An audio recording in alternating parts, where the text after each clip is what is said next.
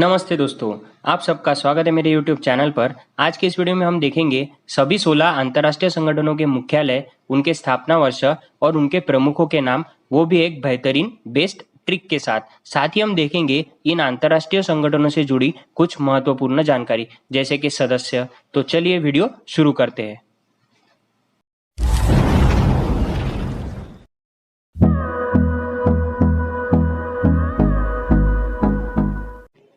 सबसे जो महत्वपूर्ण मुख्यालय है वो है जिनेवा, जो कि स्विट्जरलैंड में है। जिनेवा से हम याद रखेंगे जानलेवा। यहाँ पर मैंने एक इंटरेस्टिंग स्टोरी बनाई है, तो चलिए स्टोरी देखते हैं। एक व्यापारी होता है जिसके पास एक श्रमिक यानी कि लेबर काम करता है। इतने में एक दिन क्या होता है कि मौसम जो है वो खराब हो जाता है, और मौसम खराब होने के कारण तेज बारिश होती है। तेज बारिश से जो श्रमिक है उसका स्वास्थ्य जो है वो बिगड़ जाता है। स्वास्थ्य बिगड़ने के कारण उसकी जो बौद्धिक क्षमता है उस पर भी असर गिरता है, और उसकी बौद्धिक क्षमता कम हो जाती है। बौद्धिक क्षमता कम होने के कारण वो मोबाइल फ़ोन जो है उसका भी यूज़ अच्छे से नहीं कर पाता है। तो बस यही हमारी ट्रिक है और यही हमारे कीवर्ड्स है: व्यापारी, श्रम, मौसम, स्वास्थ्य, बौद्धिक और दूरसंचार। चलिए संगठन देखते हैं। पहला संगठन है व्यापार से विश्व व्यापार संगठन, जिसे WTO यानी कि वर्ल्ड ट्रेड ऑर्गेनाइजेशन कहा जाता है। दूसरा है हमारा श्रम से विश्व श्रम संगठन, जिसे ILO यानी कि इंटरनेशनल लेबर ऑर्गेनाइजेशन भी कहा जाता है। तीसरा है हमारा मौसम से विश्व मौसम संगठन, जिसे WMO यानी कि वर्ल्ड मेट्रोलॉजिकल ऑर्गेनाइजेशन कहा जाता है। चौथा है हमारा स्वास्थ्य से विश्व स्वास्थ्य संगठन, जिसे WHO यानी कि वर्ल्ड हेल्थ ऑर्गेनाइजेशन भी कहा जाता है। ये अभी काफ़ी चर्चे में भी रहा है।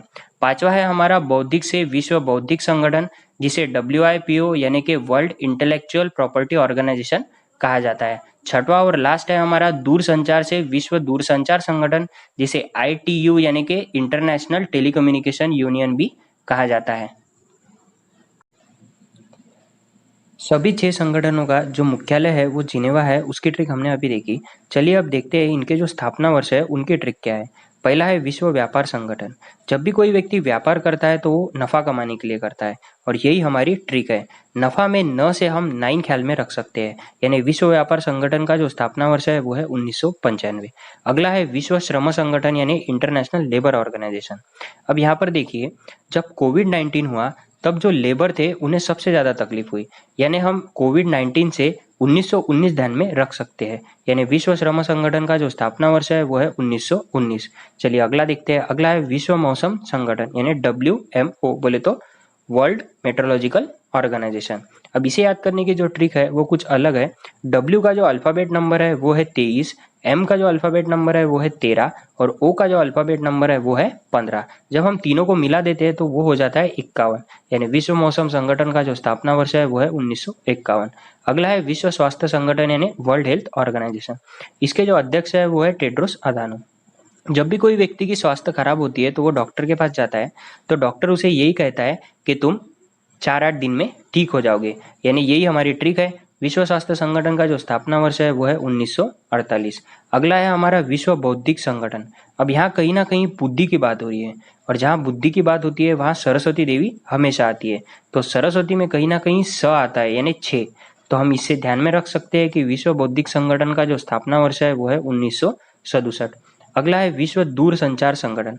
अब देखिए, जितने भी संगठन है सबकी जो स्थापना हुई है वो 1900 में हुई है, और ये जो है इसकी स्थापना हुई है 1865 में।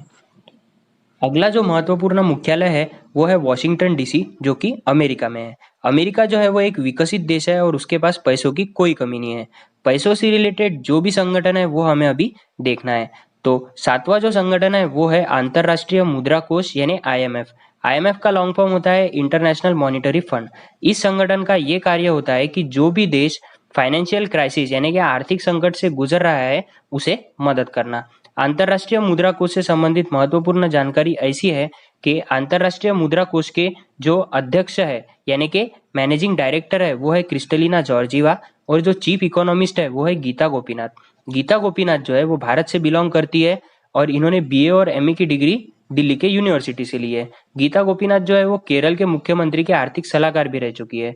IMF में टोटल 189 कंट्रीज होती है। चलिए अगला देखते हैं। अगला है वर्ल्ड बैंक यानी कि विश्व बैंक। विश्व बैंक का यही कार्य होता है कि सभी देशों को लोन प्रोवाइड करना। विश्व बैंक से रिलेटेड कुछ महत्वपूर्ण जानकारी ऐसी है कि विश्व बैंक के जो अध्यक्ष है यानी कि प्रेसिडेंट है वो है डेविड मालपास, और जो सीईओ है वो है अंशुला कांत। अंशुला कांत जो है वो भारत से बिलोंग करती है और एक बैंकर है। और जो चीफ इकोनॉमिस्ट है वर्ल्ड बैंक के वो है पेनी गोल्डबर्ग। विश्व बैंक में भी 189 कंट्रीज होती है। ये हमने देखा कि आईएमएफ और वर्ल्ड बैंक का जो मुख्यालय है वो वॉशिंगटन डीसी अमेरिका में है। चलिए अब देखते हैं कि इनका स्थापना वर्ष कैसे ध्यान में रखा जाए। तो पैसा से हम 45 ध्यान में रख सकते हैं, और जहां पर 45 आता है यानी 1945, इसका मतलब अंतर्राष्ट्रीय मुद्रा कोष की स्थापना 1945 में हुई थी और विश्व बैंक की भी स्थापना 1945 में हुई थी। चलिए अगला देखते हैं। नौवा है अरब लीग। अरब लीग जो है इसमें 22 अरब कंट्रीज का ये संगठन है।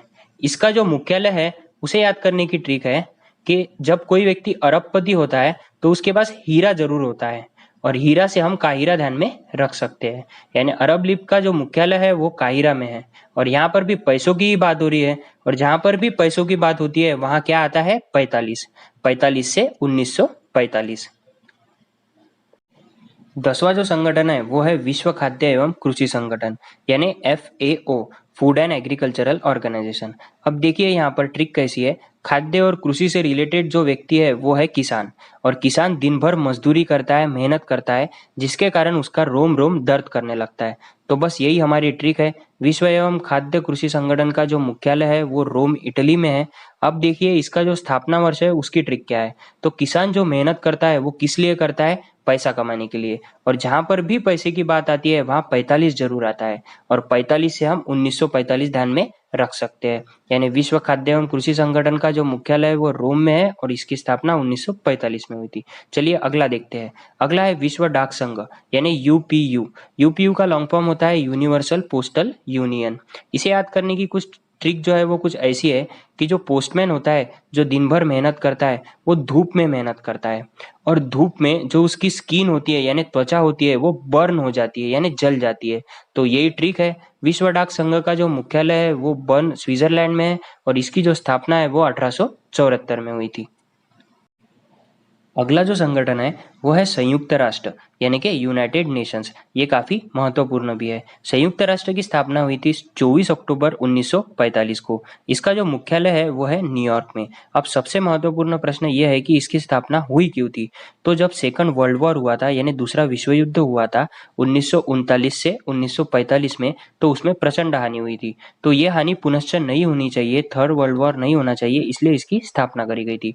उस समय अमेरिका के जो राष्ट्रपति थे वो थे फ्रैंकलिन डी रूजवेल्ट, और संयुक्त राष्ट्र की जो बिल्डिंग है वो 17 एकड़ में फैली हुई 39 मंजिला भव्य इमारत है। इसके लिए जो जमीन दान में दी थी वो दी थी जॉन डी रॉकफेलर ने। वर्तमान में जो संयुक्त राष्ट्र के सेक्रेटरी जनरल है उनका नाम है एंटोनियो गुटारेस, और संयुक्त राष्ट्र के जो सदस्य देश है उनकी संख्या होती है 193। संयुक्त राष्ट्र में अंतर्राष्ट्रीय न्यायालय भी आता है। अंतर्राष्ट्रीय न्यायालय का जो मुख्यालय है वो है हेग, नीदरलैंड में। चलिए अगला संगठन देखते हैं। 13वां संगठन है यूनेस्को यानी कि United Nations Educational, Scientific and Cultural Organization. परीक्षा में प्रश्न कुछ इस प्रकार आता है कि यूनेस्को में सी का मतलब क्या है या यूनेस्को में ई का मतलब क्या है, इसलिए हमें यूनेस्को का लॉन्ग फॉर्म पता होना बहुत जरूरी है। चलिए अब देखते हैं यूनेस्को का जो मुख्यालय है उसकी ट्रिक क्या है।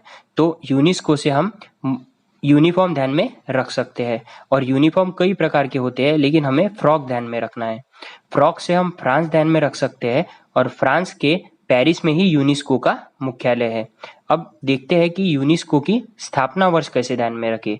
तो यूनेस्को हर साल धरोहर स्थल स्थापित करता है, यानी जो स्थल होते हैं उन्हें वो धरोहर छाया में लेता है। तो धरोहर छाया में जो छ का उच्चार आता है उसे ही हमें ध्यान में रखना है कि धरोहर छाया से 1946, यानी यूनेस्को की जो स्थापना हुई थी वो कब हुई थी 1946 में। अगला जो संगठन है वो है आशियाई विकास बैंक यानी कि एडीबी। एडीबी का लॉन्ग फॉर्म होता है एशियन डेवलपमेंट बैंक। इस बैंक का यह कार्य होता है कि जो भी आशियाई देश है उनका विकास करना। अब आशियाई विकास बैंक का जो मुख्यालय है उसकी ट्रिक कुछ ऐसी है कि आशिया जो है वो सबसे बड़ा महाद्वीप है, और सबसे बड़ा महाद्वीप होने के कारण जो मनी है वो यहाँ पर सबसे ज़्यादा ज़रूरत होती है। तो यही हमारी ट्रिक है। आशियाई विकास बैंक का जो मुख्यालय है वो मनी से मनीला फिलीपींस में है। अब देखते हैं इसका जो स्थापना वर्ष है उसे याद करने की ट्रिक। तो आसियाई को हम आसियाई लिख सकते हैं और आसियाई में कहीं ना कहीं सीता का जिक्र जरूर आता है।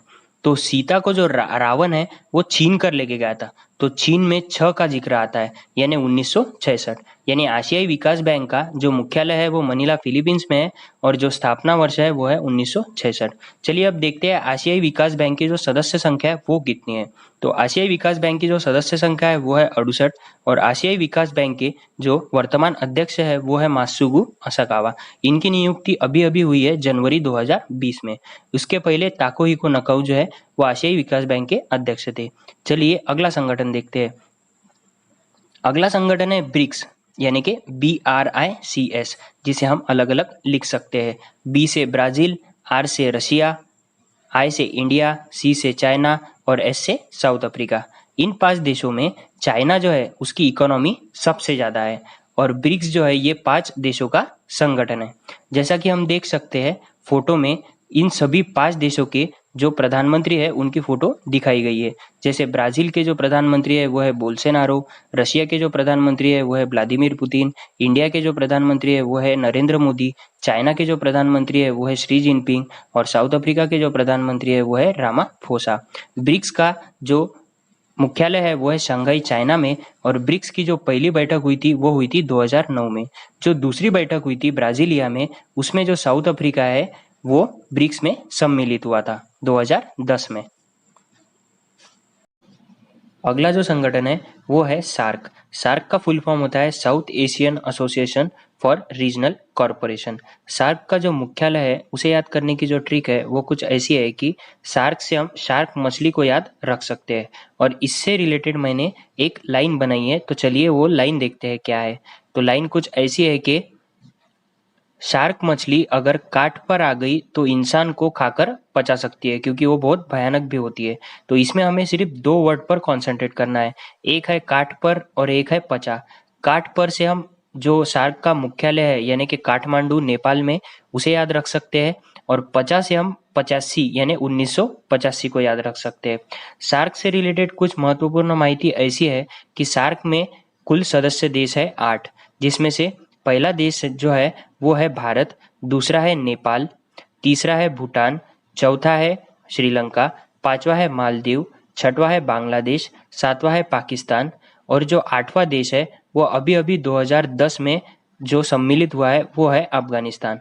अगर आप चैनल पर नए हैं तो चैनल को सब्सक्राइब कीजिए, नीचे डिस्क्रिप्शन में लिंक्स दिए हुए हैं। अगर आपको ऐसे ही बेस्ट ट्रिक से वीडियो देखने हैं तो आप नीचे देख सकते हैं। अगर आपको वीडियो अच्छा लगे तो लाइक कीजिए, कमेंट कीजिए, शेयर कीजिए और चैनल को सब्सक्राइब कीजिए और बेल आइकन को भी प्रेस कीजिए। धन्यवाद।